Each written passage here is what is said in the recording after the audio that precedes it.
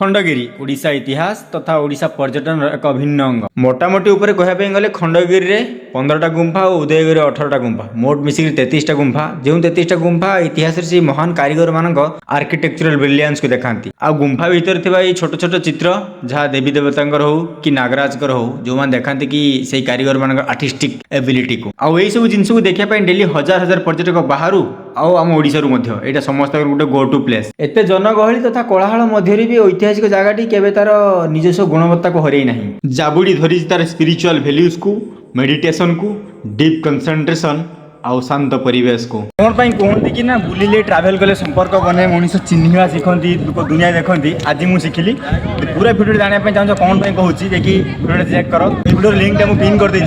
check कर जी camera धरी